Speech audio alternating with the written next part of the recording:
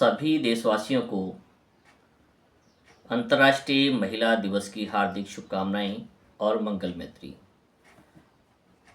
मित्रों, आज हम संपूर्ण देश भर में अंतर्राष्ट्रीय महिला दिवस मना रहे हैं।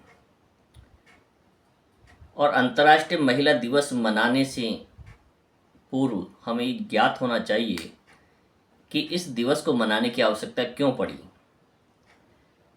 क्योंकि भारत में महिलाओं को दोयम दर्जे का इंसान माना गया है, उसे सदियों से दबा कर रखा गया है, सत्ता से दूर रखा गया है, शिक्षा से वंचित रखा गया।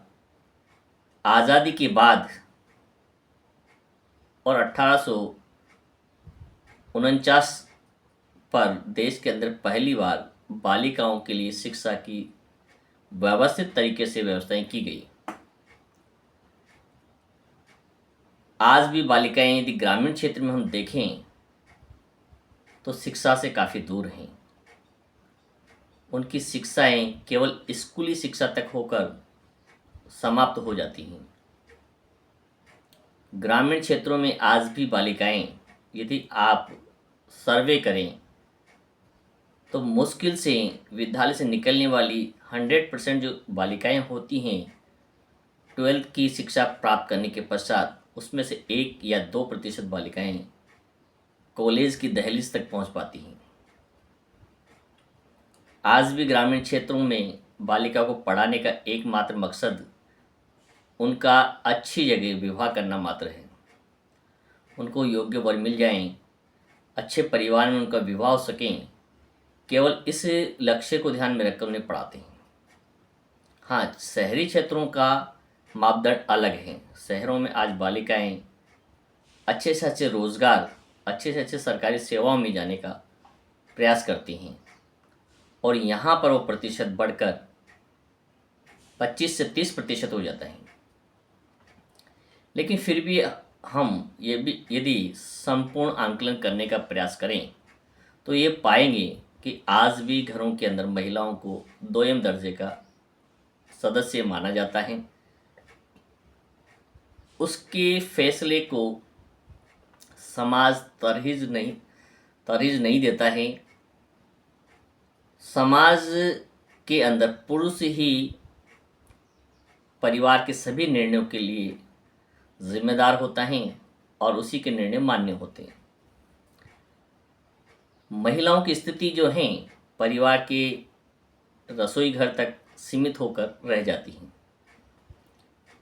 यदि हम राजनीति को देखें तो राजनीति के अंदर भी आज़ादी के 75 वर्ष के बाद अमृतकाल मना रहे हैं, लेकिन देश की राजनीति के अंदर यदि उनकी हिस्सेदारी देखें तो 15% है। और इस हिस्सेदारी को बढ़ाने के लिए पिछले कार्यकाल में संसद के द्वारा महिलाओं को 33% आरक्षण देने का प्रावधान किया गया है। लेकिन उसे कब से लागू किया जाएगा इसकी कोई अभी तिथि तय नहीं है। उसे अगली जनगणना के लिए छोड़ दिया गया है और जनगणना का अभी कोई पता नहीं है। कहने का तात्पर्य हर राजनीतिक दल इस बात की घोषणा तो करता है कि भाई महिलाओं को बराबर का हिस्सेदार होना चाहिए और राजनीति में उनकी पहुंच होनी चाहिए, लेकिन जब चुनाव में टिकट देने का समय आता है तो महिलाओं को दरकिनार कर दिया जाता है और उन बाहुबली पुरुषों को ही टिकट दिया जाता है जो जीतने की ताकत रखते हैं। ये बहुत इजी है। यदि चाहें तो हर राजनीतिक दल निर्णय ले लें कि अपने उम्मीदवारों में से 50% महिलाओं को उतारें, तो कब का ही देश के अंदर राजनीतिक जो भागीदारी महिलाओं की बढ़ चुकी होती। लेकिन ऐसा वास्तव में होता नहीं है। यदि ग्रामीण क्षेत्रों में हम चले जाएं तो वहाँ पर जो राजनीति की पहली सीढ़ी होती हैं, सरपंच या मेंबर्स, वहाँ पर महिलाएं रिजर्वेशन के कारण जीत तो जाती हैं, लेकिन वो उस राजनीति के अंदर भी सक्रिय भूमिका में सामने नहीं आ पाती हैं। उनका सिर्फ नाम होता है और उसके परिवारजन उस भूमिका को निभाते हैं। देश के अंदर महिलाओं की भागीदारी 50% यदि हैं, जनसंख्या में जितने पुरुष हैं उतनी ही महिलाएं हैं, तो निश्चित रूप से ये अनिवार्य हैं कि उन महिलाओं की भागीदारी भी हर सरकारी पद पर, हर राजनीतिक स्तर पर 50% की भागीदारी होनी चाहिए। उनके साथ किसी प्रकार का भेदभाव न हो, तभी देश के अंदर महिला दिवस मनाने की सार्थकता है। यदि हम महिला दिवस को सही ढंग से मनाना चाहते हैं या उसके वास्तविक रूप में उसे मनाना चाहते हैं, तो निश्चित रूप से हमें उन महापुरुषों को भी याद करना होगा जिन्होंने इन महिलाओं को इस स्तर तक पहुंचाने में महत्वपूर्ण भूमिका अदा की थी। वरना आप देखेंगे कि 1850 से पहले देश के अंदर बालिकाओं की शिक्षा की नगण्य व्यवस्था थी, यूँ कहें कि कोई व्यवस्था नहीं थी। कोई सिस्टम के तहत किसी प्रकार की बालिकाओं के लिए कोई अलग से विद्यालय नहीं थे। महिलाओं को मतदान का अधिकार भी नहीं था। यह अधिकार भी बाबा साहब ने अपने संविधान के अंदर निर्माण के समय उन्हें दिया। और ये देखें कि अमेरिका के अंदर भी भारत के बाद महिलाओं को मतदान का अधिकार मिला। तो मित्रों, यदि हम जानना चाहें तो वो कौन लोग थे जिन्होंने महिलाओं को सशक्त बनाने में महत्वपूर्ण भूमिका निभाई और उन्हें यहाँ तक पहुँचाने में महत्वपूर्ण योगदान दिया, तो उसके अंदर सबसे पहले हम चर्चा करना चाहेंगे डॉक्टर राजा राम मोहन राय। ये वो शख्स थे जिन्होंने अपनी आंखों के सामने अपनी भाभी को जिंदा चिता पर जलाते हुए देखा, और वो यूरोप से पढ़कर आए थे। तो उन्होंने देखा कि दुनिया में कहीं ऐसी कोई परंपरा नहीं है जहाँ पर कि महिला को उसके पति की अर्थी पर बिठाकर जिंदा जबरदस्ती जला दिया जाए और महिमा मंडित करके उसे सती प्रथा का नाम दे दिया गया। लॉर्ड विलियम बेंटिंग से मिलकर राजा राम मोहन राय ने 1829 में सती प्रथा निषेध कानून बनाया, और तब जाके बड़ी मुश्किल से इस घिनौनी जो प्रथा थी महिलाओं को जिंदा चिता के साथ जलाने की, उस पर रोक लगाई गई। उस समय समाज के जितने भी बुद्धिवर्ग लोग थे, उच्च वर्ण के लोग थे, उन्होंने राजा राम मोहन राय का भरसक विरोध किया और उन्हें बड़ी प्रताड़ना दी। लेकिन राजा राम मोहन राय अपने इरादों पर अड़िग थे और सत्य के साथ खड़े थे, और अंग्रेजी सत्ता ने उनका साथ दिया और ये महत्वपूर्ण कानून बनाकर इस प्रथा को रोक लगाई। तब जाकर कहीं महिलाओं की जबरदस्ती की जाने वाली हत्याओं पर रोक लग पाई और उस कुप्रथा पर रोक लग पाई, जिसके लिए हमें राजा राम मोहन राय का ऋणी होना चाहिए कि उन्होंने समाज के अंदर इतनी जो गलत प्रथा थी उस पर रोक लगाने में सहयोग प्रदान किया और देश को उस प्रथा से, कुप्रथा से बाहर निकाला। उसके बाद महिलाओं को पुनर्विवाह का कोई नियम नहीं था, क्योंकि जब महिलाओं को सती करने का ही प्रावधान था तो पुनर्विवाह का तो प्रश्न ही नहीं उठता है। तो पुनर्विवाह के लिए भी राजा राम मोहन राय ने अथक प्रयास किए। महर्षि कर्वे उस ज़माने में बहुत बड़े विचारक रहे। उन्होंने महिलाओं के विकास के लिए, उनकी समरसता के लिए, समानता के लिए, इक्वलिटी के लिए समाज के अंदर एक बहुत बड़ा सामाजिक परिवर्तन का अभियान चलाया। तब जाकर महिलाओं को कहीं एक समानता का दर्जा प्राप्त हुआ। आज जो महिलाएं बड़े बड़े ऑफिस में बैठती हैं, अधिकारी पद पर हैं, बड़े बड़े वाहनों में चलाती हैं, अपनी मालकिन बनी हुई हैं, कंपनियां चलाती हैं, उन सब को इन महापुरुषों के प्रति ऋणी होना चाहिए। उन्हें इनकी जानकारी होनी चाहिए कि किन लोगों के त्याग और बलिदान के कारण आज वो इस मुकाम पर हैं। इसमें महत्वपूर्ण योगदान रहा महात्मा ज्योतिबा फुले का और उनकी धर्मपत्नी सावित्रीबाई फुले का, जिन्होंने 1848 में पहली बार पुणे शहर के अंदर एक बालिका विद्यालय खोला और समाज के विरोध के पश्चात, भारी सामाजिक विरोध के बावजूद उन्होंने पुणे के अंदर पहला विद्यालय 5 सितंबर 1948 को खोला और 1 साल के अंदर ही उन्होंने अपने प्रयासों के द्वारा अंग्रेज सरकार के समर्थन से उन विद्यालयों की संख्या जो बढ़ा करके उन्होंने 10 कर ली और मात्र 9 बालिकाओं को लेकर उन्होंने पहला विद्यालय प्रारंभ किया था। उस समय सावित्रीबाई फुले को इतना विरोध झेलना पड़ा कि गांव वालों ने उसका सामाजिक बहिष्कार करने के लिए उनके ससुर पर दबाव डाला और उन्होंने सावित्रीबाई फुले ज्योतिबा फुले को अपने घर से निकाल दिया।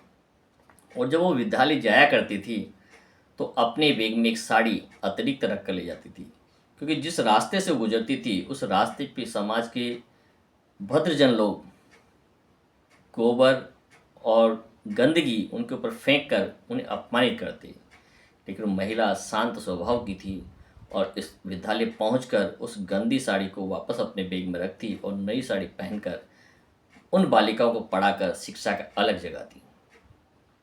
इस कठिन दौर में आप कल्पना कर सकते हैं एक महिला के लिए अकेले विद्यालय चलाना कितना मुश्किल रहा होगा।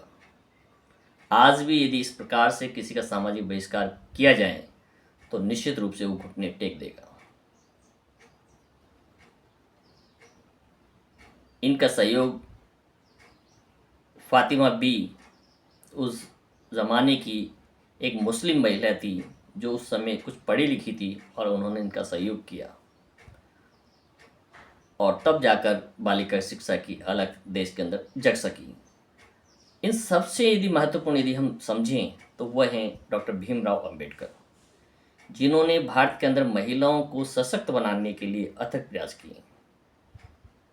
आज़ादी के बाद जब बाबा साहब को कानून मंत्री बनने का अवसर मिला तो उन्होंने हिंदू कोड बिल संसद के अंदर पेश किया और हिंदू कोड बिल में ये प्रावधान थे कि महिलाओं को भी संपत्ति में बराबर का हकदार बनाया जाए, पिता की संपत्ति में उसे भी बराबर का हकदार बनाया जाए, पुत्र के बराबर उसे भी हक दिया जाए, महिलाओं को पुनर्विवाह करने का अधिकार हो, संपत्ति में हकदार बन सके। इस प्रकार के अधिकार बाबा साहब ने महिलाओं को संविधान में दिए और उन्होंने उन परंपराओं को जड़ से मिटाने की कसम खाई। इसका विरोध संपूर्ण देश में किया गया और देश में जितने भी प्रबुद्ध लोग, बुद्धिमान लोग जिन्हें कह सकते हैं हम, उन्होंने बाबा साहब का घोर विरोध किया और वो कतई नहीं चाहते थे कि महिलाओं को ये समानता, इक्वलिटी का अधिकार मिले। और जवाहरलाल नेहरू ने ये देखा कि यदि मैंने इस कानून को पारित किया तो मेरी सरकार गिर सकती है और जवाहरलाल नेहरू ने इस कानून को स्थगित कर दिया और इसी के विरोध में बाबा साहब ने अपने कानून मंत्री पद से त्यागपत्र दे दिया। जब 1952 में चुनाव होते हैं तो फिर इसी कानून को 3 संशोधन के साथ संसद में पेश किया जाता है और फिर ये हिंदू कोड बिल कानून बनकर सामने आता है। ये बहुत बड़ी घटना है, इसकी संपूर्ण जानकारी यहाँ दे पाना संभव नहीं है, लेकिन फिर भी मैं उन बालिकाओं से ये कहना चाहूँगा कि यदि वो अपने इतिहास को जानना चाहती हैं और किन लोगों की वजह से आज वो इस स्थिति में हैं कि आज अच्छे से अच्छी शिक्षा प्राप्त कर सकती हैं, बड़े से बड़े विश्वविद्यालय में प्रवेश ले सकती हैं और बड़े से बड़े सरकारी पद पर वो आसीन हो सकती हैं, यहाँ तक कि राष्ट्रपति, प्रधानमंत्री के पद भी भारत के अंदर सुशोभित हुए हैं, महिलाओं ने किए। और यदि उनके इतिहास को जानना है तो उन्हें बाबा साहब को पढ़ना, डॉक्टर राजाराम मोहन राय को पढ़ना, महात्मा ज्योतिबा फुले को पढ़ना, सावित्रीबाई फुले और महर्षि कर्वे को पढ़ना बहुत ही अनिवार्य है। यदि हम इन महापुरुषों को बच्चों को बताएंगे और वो बालिकाएं पढ़ेगी तो निश्चित रूप से उन्हें समझ में आएगा कि उनके उद्धारक और कोई महाशक्ति नहीं है, ये वो महापुरुष हैं जिन्होंने उन्हें एक वो दलदल भरी जिंदगी, उस अपमान पूर्वक जीवन से बाहर निकाला और पुरुषों के समान लाकर खड़ा कर दिया, इक्वलिटी में लाकर खड़ा कर दिया। और इसके आधार पर हम कह सकते हैं कि बाबा साहब भारत के अंदर महिलाओं के मुक्तिदाता हैं, जिन्होंने महिलाओं को पुरुषों के बराबर का हक दिलाया, पढ़ने का, रोज़गार का, मैटरनिटी लीव का और बराबर के वेतन का। इससे पहले पुरुष और महिलाओं को वेतन में भी काफ़ी विसंगतियाँ थी, तो महिलाओं को कमज़ोर माना जाता था और महत्वपूर्ण पदों पर नहीं रखा जाता था, लेकिन ये नियम भी बाबा साहब ने बनाए। आज महिलाओं को प्रसूति अवकाश मिलता है, वो बाबा साहब की देन है। तो आज महिला दिवस के उपलक्ष्य में अवसर पर आप सभी को हार्दिक मंगल कामनाएं, और हमारा प्रयास होगा कि बालिकाओं को उन महापुरुषों को अवश्य पढ़ना चाहिए कि जिनकी बदौलत आप आज यहाँ हैं। वरना वही नियम यदि आज चल रहे होते तो आप कल्पना नहीं कर सकती कि आपकी समाज में क्या स्थिति होती।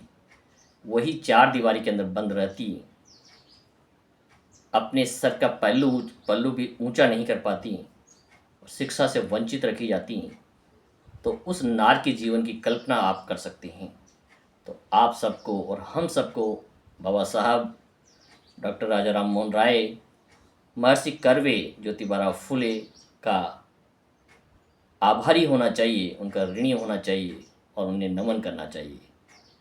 इसी के साथ मैं अपनी बात को विराम देता हूँ।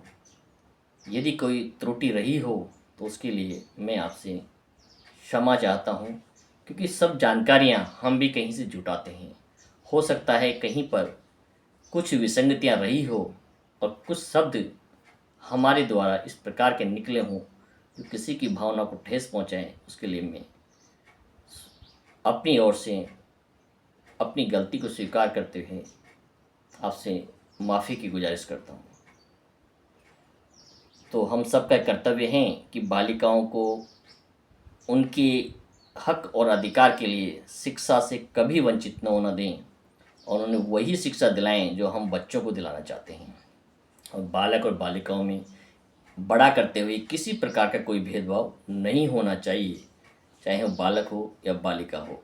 तभी इस देश के अंदर बालिका को बचाना संभव होगा और महिला दिवस को मनाना एक सार्थकता होगी। सभी को नमो बुद्धाय।